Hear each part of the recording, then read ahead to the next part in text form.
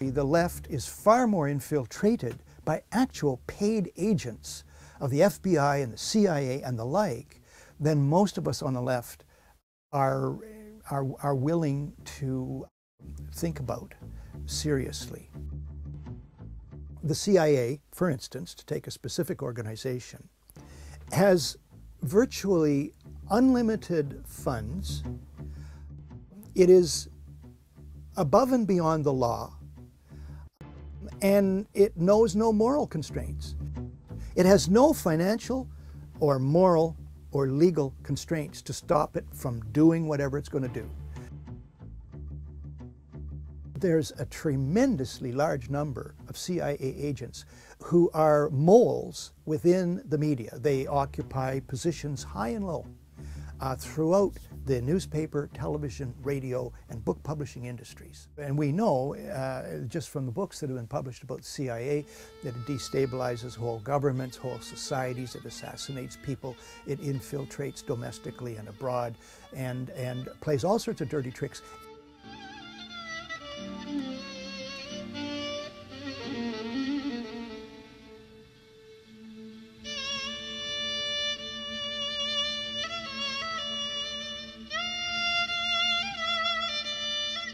The New York Times did a big story about this in 1977, about how tremendously widespread was the presence of CIA agents in the US publishing industry, in the publishing houses, making decisions which books will be published and which will not.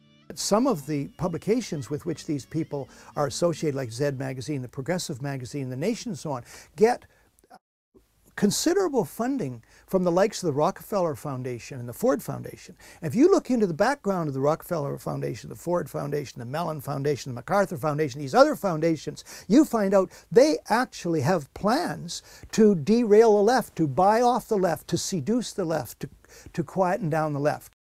Their strategy is to divide and conquer and confuse and redirect. And they have actual agents in place to make that happen. They just don't take chances. But they have many cards to play. They got a whole lot of money. Money is very seductive. People should think very, very carefully before they accept money from anybody. Anybody.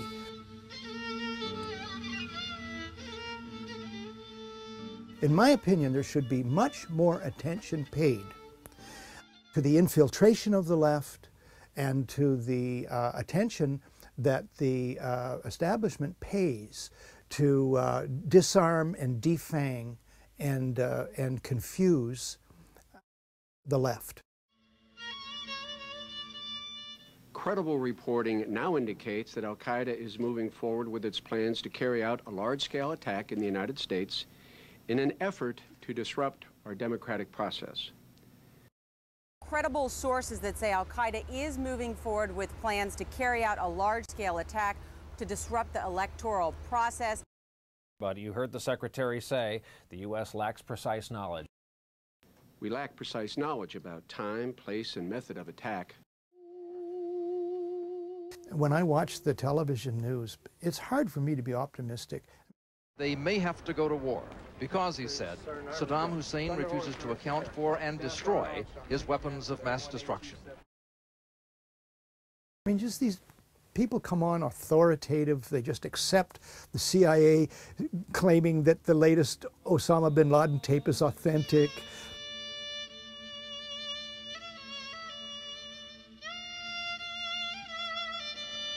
America was targeted for attack because we're the brightest beacon for freedom and opportunity in the world.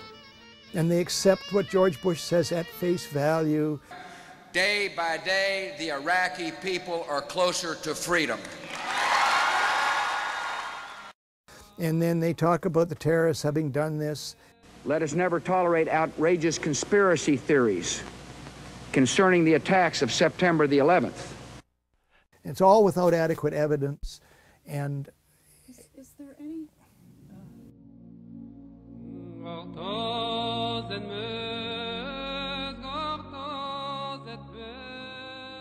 Muslims, above all, should be, because they're the targets here, they're the victims, they should be right at the forefront of the 9/11 Truth Movement. I'll start with the words Bismillahir Rahmanir Rahim, which means in the name of God, most gracious, most merciful.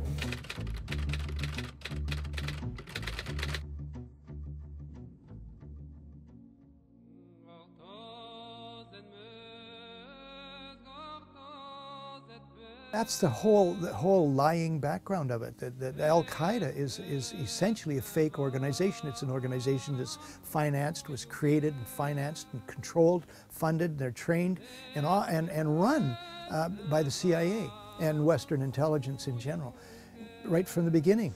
And so that's a huge lie that needs to be uncovered. You know, that's when you do feel put upon, when you realize how many lies are embedded so deeply in the public mind, and they're interlocking lies. So that when there's when there's the Madrid train bombing and they say Al-Qaeda did it, it reinforces the idea that Al-Qaeda is a terrorist organization that will kill innocent people by the scores, and then as a side issue, it just reinforces the idea that Al-Qaeda is an independent terrorist organization. You know, both that it exists and that it does these things, both. So these two lies are intertwined and they're mutually reinforcing. In the course of writing this book, I learned about false flag operations that have happened during my lifetime that I did not know about. I did not know, for instance, that the Achille Lauro, there was a ship, the Achille Lauro was the name of the ship, and Arab terrorists took over the ship, and they made the passengers and crew hostages, and then they killed one of the passengers, who was an American, a guy in a wheelchair, and they pushed him overboard. You talk about an iconic emotional incident, and that was all blamed on the Palestinians. It has since been proven that that was an operation of Mossad.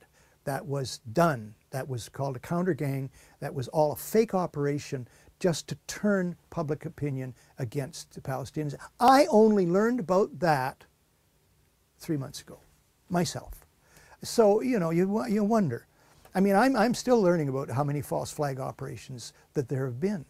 And that's why I think that to expose false flag operations, 9/11 being the most brazen and highest profile one of all history, why exposing false flag operations is tremendously important to do, so that people will, anybody that we can reach, will pause before they just believe that the latest horrible outrage is done by authentic terrorists, always Al-Qaeda now, and just pause and just say, I'm not going to believe this.